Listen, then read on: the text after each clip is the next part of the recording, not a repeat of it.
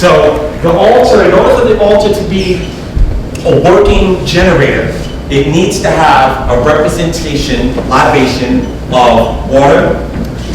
Water also represents coolness and refreshment for some of your ancestors who are in hell or in a hellacious state. Hell is not the way that it's depicted in the Bible. It's not fire and brimstone. Hell is worse than that. And you know what it is? It's the hell that you create of your worst fears. Okay, I'm not afraid of anything. Yes, you are. All of your fears from other lifetimes will be in that hell. And you will keep yourself there forever until you are ready to connect to the Creator once again.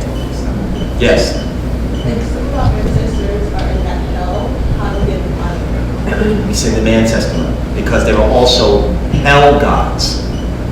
And when they see that you send them ancestor money, they back off a little bit and they give your ancestors the time to really think about why they need to be there. And literally, people are let out of hell every day by just shifting gears in their consciousness and realizing that they also are a child of the Creator, and they also realize that they don't have to be there.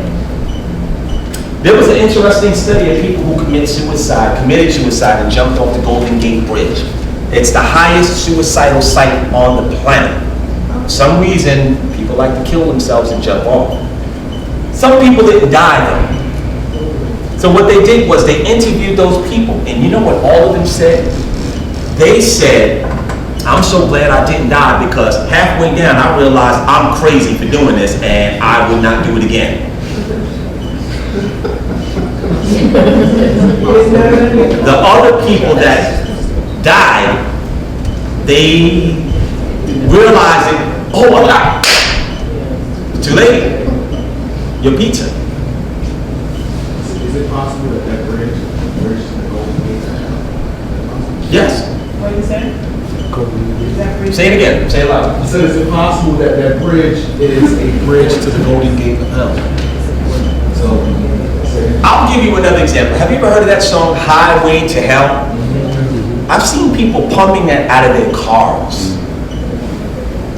There are children, and you've heard me say this in some of my videos, that are children of demons, jinns, and dark creator gods. It's a real thing. They are the ones that create chaos in this world, and they have to be here because we have to work against them to prove that we are ready to get back to the higher state of things. So they are allowed to be amongst us. Some of us have them in our family.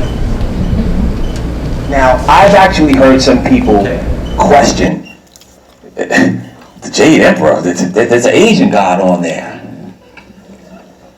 Don't you have anything with black people on it? Hell no. Hell no.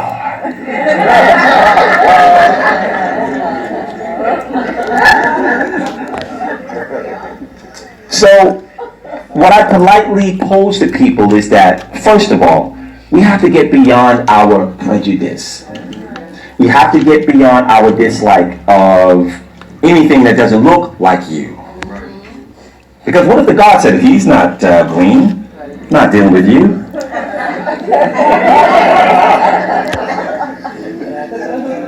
So, there are programs running in our consciousness that we need to stop.